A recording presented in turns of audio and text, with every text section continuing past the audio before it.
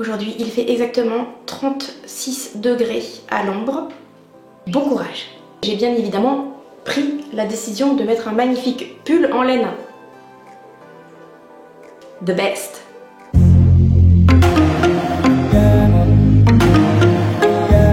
Salut! On se retrouve aujourd'hui pour une vidéo spéciale sur la minceur. Pour ceux qui me suivent, vous savez que j'ai déjà fait une longue vidéo sur ma perte de poids de 22 kg, mais c'est une vidéo que j'ai faite au tout début de ma chaîne. Résultat, je la trouve longue, un peu fastidieuse, un peu répétitive, même rébarbative par moments. Pour tous ceux qui cherchent à perdre du poids, je vous renvoie à ma vidéo, malgré sa piètre qualité, tout simplement parce qu'elle vous donne des pistes de comment j'ai perdu du poids. Aujourd'hui, on va plutôt parler de comment maintenir un poids qu'on a atteint et qu'on n'a pas envie de reprendre.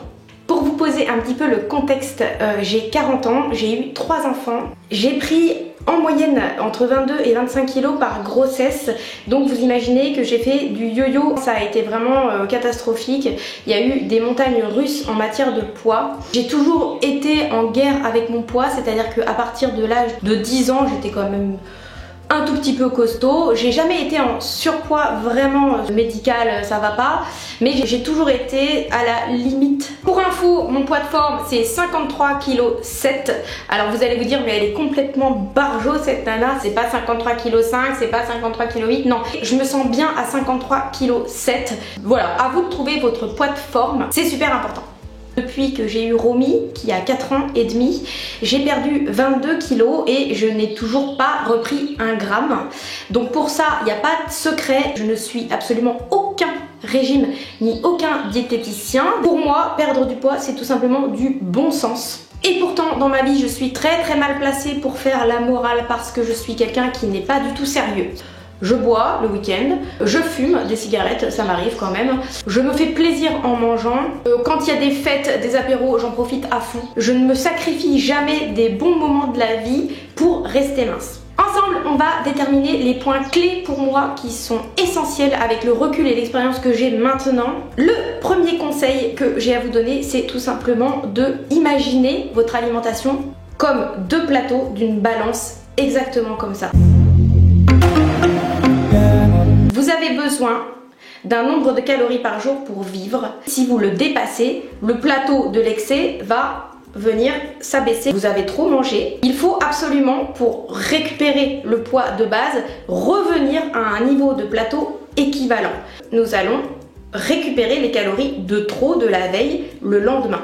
C'est aussi simple que ça. Et le surlendemain, vous serez revenu à égalité. Je l'ai remarqué, ça fait 4 ans que je me pèse tous les jours. Venez pas me dire il faut pas se peser tous les jours, c'est de l'obsession, parce que sur mon autre vidéo j'ai eu ça, hein. T'es obsessionnel avec ton poids, tu as des troubles obsessionnels compulsifs d'alimentation. Absolument pas. Je ne souffre ni de boulimie, ni d'anorexie. Je suis tout simplement dans la surveillance. En me pesant tous les jours, même le lendemain d'un excès, c'est assez désagréable parce que je vois la réalité en face. Je comprends que quand j'ai fait un apéro, un barbecue, j'ai pris 500 grammes. Je vais manger moins jusqu'à avoir récupéré ces 500 grammes là. Et je le fais tout le temps. Et c'est comme ça que depuis 4 ans, je n'ai pas repris 1 gramme. Petit exemple concret. Hier soir, Romy avait sa fête de kermesse d'école. Après le petit spectacle, on est allé manger à un apéro dînatoire où je me suis gavée littéralement du rosé, donc l'alcool hyper calorique, pas terrible, des petits fours, et comme je n'ai pas pu quantifier ce que j'ai mangé, en fait j'ai mangé au maximum, c'est-à-dire que tout ce qu'il y avait sous ma pomme, je l'ai mangé. Quand on est rentré, on a regardé le match de foot équipe féminine. Le fameux match contre les États-Unis où on s'est fait toquer et j'avais envie d'égorger les Américaines, mais bon c'est pas grave, ça c'est un aparté, ça n'a rien à voir. On a rebu du whisky derrière, on a mangé du saucisson. Ce matin quand je me suis pesée, c'était la soupe à la grimace comme d'habitude. J'ai craqué ou j'ai fauté, j'ai trop bouffé et je me sens mal dans ma peau. Ce matin, il fait chaud. Ce matin, avec mes 500 grammes en trop, j'ai établi un plan d'action. Ce midi, j'ai mangé une salade de tomates. Bon, il fait 36 degrés, vous allez me dire c'est pas dur, hein, parce qu'on n'a pas envie de bouffer, c'est clair. Et ce soir, je vais manger aussi léger. Il y a 100% de chance que demain, j'aurai récupéré au moins 250 grammes des 500 grammes que j'ai pris. Demain, je vais faire la même chose. Je vais manger pareil, très léger. Et le surlendemain, je vais me peser, je vais avoir perdu 500 grammes, donc je serai revenue à mon poids de base. Il n'y a que comme ça que sur le long terme, on peut réussir à régler le problème. Croyez-moi, il n'y a que comme ça qu'on y arrive. C'est pas la peine d'aller acheter le fameux régime du docteur escroc, je sais pas qui. C'est pas la peine de vous abonner à Comme J'aime qui va vous envoyer vos repas. Ne faites pas ça, soyez autonome, essayez de comprendre vous-même le fonctionnement de votre corps. Vous allez pouvoir reperdre exactement de la même manière que vous avez pris en inversant la courbe des calories. C'est des mathématiques, c'est hyper simple. Et moi qui suis nulle en maths, je peux vous le dire que franchement, c'est basique. Il faut donc installer un système de compensation constante dans votre vie. En fait, c'est un système de gestion. Moi, je gère mon poids exactement comme je gère mes comptes en banque. Quand j'ai plus d'argent, j'arrête de dépenser. Quand j'ai trop mangé, j'arrête de boulotter n'importe quoi. Deuxième règle d'or en ce qui me concerne, c'est absolument pas de féculents le soir. Le soir, on n'a pas besoin de féculents, on n'a pas besoin de remplir son estomac. Plus on prend de l'âge aussi et plus on a besoin de manger léger le soir parce que sinon ça nous alourdit au niveau de notre sommeil, on n'est pas bien. Franchement, moi la sensation du bide qui éclate de bouffe, je peux plus la supporter. J'inclus également dans les féculents le pain. Le pain c'est mortel. Alors moi, pour tout vous dire, je n'achète jamais de pain de boulangerie et je ne mange que du pain complet, la Fallu, que j'achète en Biocoop. Donc il n'y a pas de pesticides parce que vous savez que quand le pain est complet mais que l'enveloppe du grain a subi des pesticides, il vaut mieux limite pas le prendre complet parce que ça veut dire qu'ils vous ont laissé l'enveloppe pleine de pesticides, donc ça autant s'en passer. Voilà, c'est tout simplement un pain dans un papier que je recycle et qui ressemble à ça. Je pense qu'il y en a dans toutes les Biocoop. C'est un pain complet, il y a du T110 ou du T80. T110 c'est un petit peu quand même, c'est bien complet hein, quand même. Ce pain là, il est parfait pour tous les usages. C'est la base de notre alimentation, on ne mange que ça. Personnellement, moi, mes parents en achetaient déjà à la Vie Claire quand j'étais petite. Ça veut dire que c'est le pain avec lequel j'ai grandi. Évidemment, quand on mange des pitchs, des baguettes qui viennent de la boulange, tout ça, ça peut paraître un petit peu austère comme style de pain, mais je vous assure qu'on s'y fait très bien avec les enfants. Je leur donne 2 tranches de ce pain là le matin avant d'aller à l'école, ils n'ont jamais faim. Plutôt que de leur acheter des chocs à pic bourrés de sucre, bourrés de gras, qui leur donnent le goût du sucre et qui les rend accros à ces merdes là quoi. Clairement il faut pas se leurrer, même si c'est marqué choc à pic bio ou truc complet, c'est pas bon. Et puis en plus de ça, en dessous des pubs vous voyez il faut manger équilibré. Si vous voyez ça en dessous de la pub, c'est que le produit il est pas bon. Ils mettent ça en dessous le McDo, en dessous les sodas, en dessous les chocs à pic, en dessous les sneakers. Donc et comme c'est un pain qui est quand même un petit peu costaud, qu'on n'en mange pas 3 tonnes. Parce que moi je pense que le pain c'est quand même un danger en calories. Parce que quand vous avez votre plat et que vous avez 2 tranches de baguette à côté, vous avez tendance à focaliser sur le plat en vous disant oh bah ça va, j'ai pas mangé beaucoup. Vous n'avez pas compté les 2 tranches de pain qui sont quasiment aussi caloriques que votre salade quoi. Mon troisième conseil, c'est d'avoir une vie réglée comme du papier à musique au niveau alimentation. Alors nous, il n'y a pas de surprise à la maison puisque nous mangeons les mêmes plats. Un plat pour le lundi, un plat pour le mardi, un plat pour le mercredi, un plat pour le jeudi, un plat pour le vendredi, un plat pour le samedi, un plat pour le dimanche. Le dimanche soir, c'est soupe de légumes. On la mange avec 2 tranches de pain complet et du fromage, un fruit. Et au dodo pour tout le monde. Lundi, c'est la même chose. C'est la même soupe avec les 2 tranches de pain complet, du fromage, un fruit au dodo. On pourrait penser qu'il y a un déséquilibre puisqu'il n'y a pas de protéines. Les enfants ont mangé de la viande à l'école le midi. 1 fois par jour, c'est largement suffisant. La planète vous dit merci. Le mardi soir, généralement, on mange des steaks végétaux. Soit des Bjorg ou soit des Gellerdoser. Des fois chez Herta ils en font des pas si mal que ça aussi qui ressemblent à des steaks avec généralement des haricots verts ou des flageolets, ça dépend, ou des petits pois, carottes. Le mercredi soir on mange une tourte au thon avec de la salade bio. Le jeudi soir on finit la tourte au thon et on remange de la salade bio.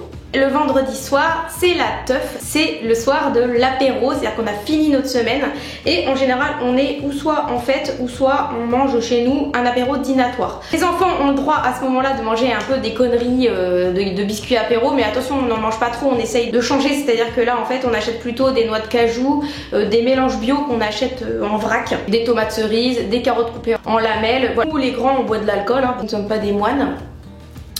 surtout moi. Mon whisky du vendredi, c'est sacré avec ma clope, ça vous pouvez pas m'enlever ça, sinon moi je fais une déprime et puis j'abandonne tout le monde. Ça nous arrive aussi de manger des flammekuche ou des pizzas, voilà. Donc le vendredi soir c'est relâche. Parce qu'il faut savoir quand même qu'il faut respirer un petit peu aussi psychologiquement. Hein. Toute la semaine on est comme ça à manger bio, à manger léger. Donc le week-end on a besoin de profiter parce que sinon on devient ouf. Hein. Le samedi soir c'est la soirée familiale avec des assiettes composées. Alors moi je fais tous les samedis soirs et quand je les fais pas je peux vous dire que je me fais engueuler par tout le monde parce que c'est la tradition. Voilà. Plein de crudités que je découpe en morceaux. Donc des champignons crus, des carottes crues, des radis selon la saison bien évidemment. Des tomates quand c'est l'été. Alors j'essaye bien sûr de ne pas manger de tomates en hiver ni des fraises en plein mois de février. Hein. On va être logique avec le local quand même. Du fromage. J'éparpille ça partout dans une assiette. J'essaie de faire un truc sympa avec des petits dessins, des petits machins. Et on mange ça devant la télé le samedi soir. Voilà, donc vous avez une semaine complète de nos menus. Et vous avez compris que le vendredi soir je grossissais beaucoup. Ça arrive aussi le dimanche qu'on soit invité ou dans la famille ou chez des amis. Et dans ces cas-là, moi je ne compte pas ce que je mange le plus possible. Donc c'est pareil, à partir du lundi, on rééquilibre tout et on perd le poids qu'on a pris. Donc si je devais vous faire un graphique de ce qui se passe pour moi au niveau poids, ça serait semaine comme ça, week-end on remonte, semaine comme ça, week-end on remonte, semaine comme ça, week-end on remonte, semaine comme ça, week-end on remonte. Excusez-moi, je m'enlève ma sueur et mon fond de teint, c'est carrément dissous, évaporé. Autre règle d'or pour moi, c'est tout simplement de ne pas grignoter.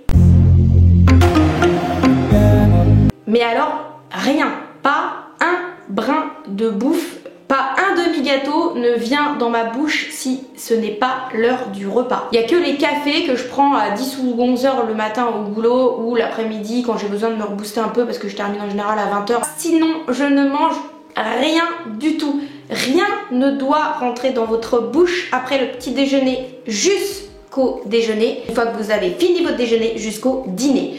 Il n'y a rien de pire que les petits trucs qu'on bouffe par-ci par-là parce que mentalement on ne les comptabilise pas. Mais ce sont des calories.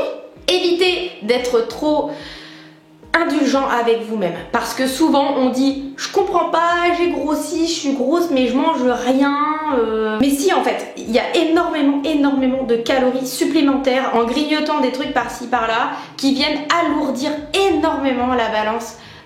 Pour le coup c'est le cas de le dire. Il suffit simplement de se mettre en accord avec soi-même et de se dire que tout ce qui ne fait pas partie de repas, vous dites non systématiquement. Si au boulot on vous amène une mini viennoiserie, un mini croissant machin, alors oui ça fait un peu genre elle est relou celle-là, elle dit toujours non, bah oui mais non.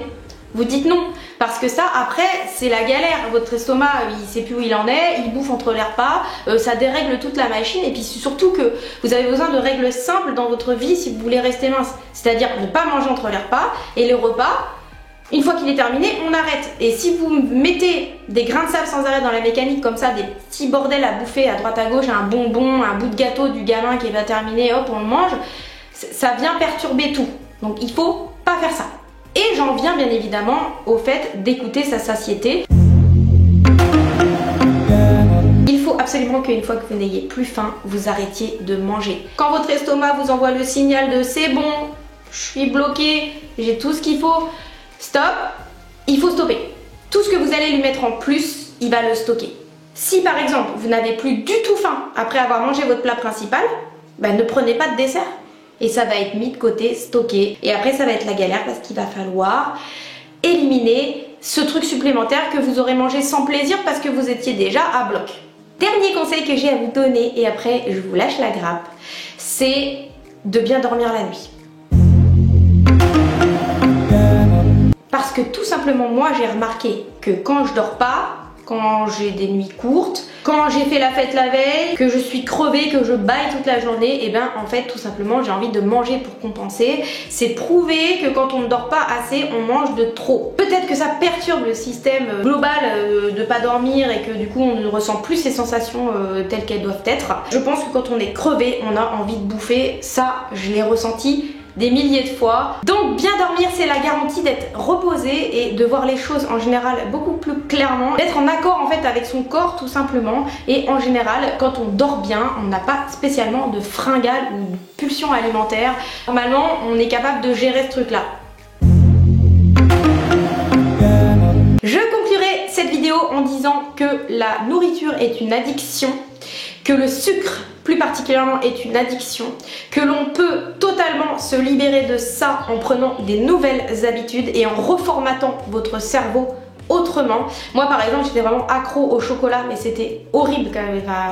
D'ailleurs à Pâques c'est toujours horrible, je retombe toujours. Moi je suis pire que quelqu'un qui se pique à l'héros avec le chocolat quoi. Je me sens plus, je déraille, je suis capable de bouffer les chocolats de mes gosses quand il y en a sous mon toit, hein. Je deviens complètement ma boule et vicieuse à ce moment là quoi. Tout simplement la solution pour ça c'est de ne pas en acheter, je n'achète plus de chocolat. On se passe de tout avec l'habitude. Gérer tout le temps ce que vous êtes en train de manger. Ça doit être une façon de vivre en fait. Ce n'est pas juste pendant le temps que vous maigrissez qu'il faut que vous fassiez attention. C'est une fois que vous avez maigri et que vous êtes au poids que vous voulez, il faut continuer. C'est pas j'ai perdu du poids donc maintenant waouh c'est la fête, je vais pouvoir me gaver. Jamais, jamais de la vie. Le gavage c'est terminé, il faut oublier cette notion. J'ai l'impression d'avoir énormément radoté dans cette vidéo, mais pourtant c'est vraiment ce dont je me sers. Il n'y a aucun autre secret. Pour moi, je n'ai aucun mérite car j'ai tout simplement tout copié sur ma mère. Ma mère a toujours été mince et elle a toujours fait comme moi je vous explique aujourd'hui. Moi, pour trouver la solution, je me suis tout simplement inspirée d'elle. Et voilà, j'espère que cette vidéo n'aura pas été trop assommante. J'ai rien d'autre à ajouter à part que tout est dans votre tête, dans votre main. N'attendez pas des autres qu'ils vous trouvent des solutions. C'est vous qui avez la solution. Il suffit tout simplement de vous créer votre propre gendarme. A très bientôt pour une nouvelle vidéo. Salut!